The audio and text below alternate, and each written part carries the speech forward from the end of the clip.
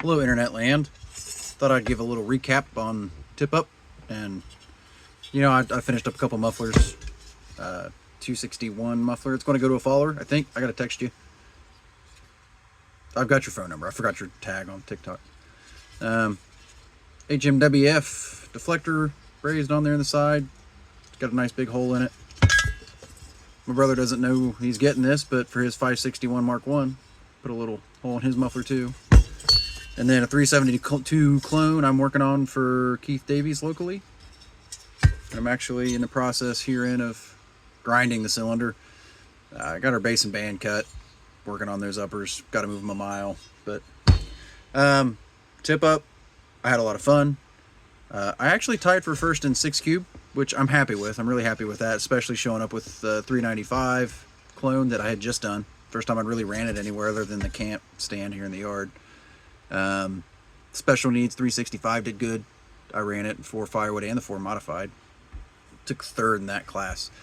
And it really wasn't close. The first and second place were, it was more than a tenth or two,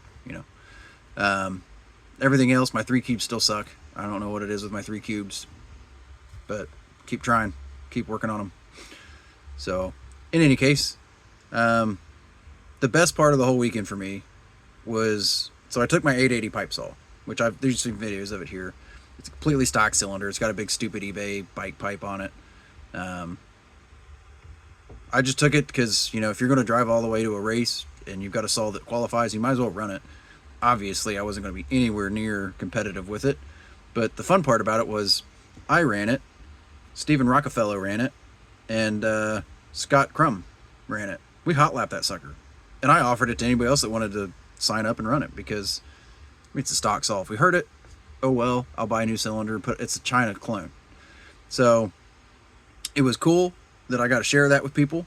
Videos of their runs will be included in this, along with all the other runs I've got once I'm done talking here, and you can skip on if you don't want to watch that. But so I had that saw with me, and so after that class ran, I'm going back to the truck, and I got the bar and chain off of it. I'm moving stuff around and doing all that crap, and even though it was like 0 degrees below, it was cold, it was snowing, people had their families out, and I've got the bar and chain off this saw, and I'm sitting there with it, and I'm grabbing another saw, getting ready for the next class, and I see this family walking down the road behind me, and a little boy, he might have been 6 or 7, I don't know these people, but I saw him point at it and then grab his dad's arm and try to show him like the big pipe saw.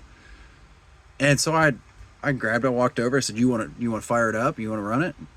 Shook his head right out, and so I pulled it for him because it's big saw, and I handed him the throttle, and he sat there and he just nee.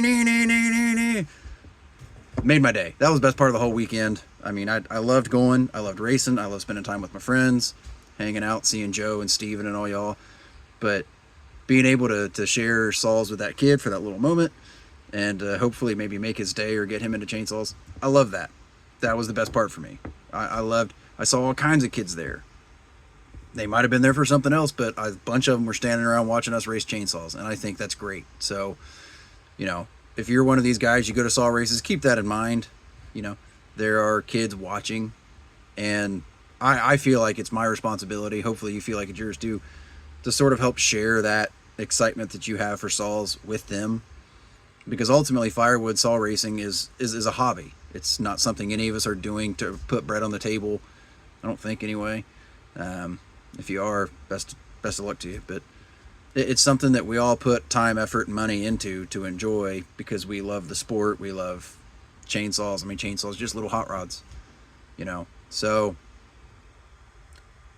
share that with people around you. Share that with kids. If you see a kid staring down your saw because it looks funny or neat or cool or race, reasonably within safety, don't hand them the chain, but let them pull the trigger.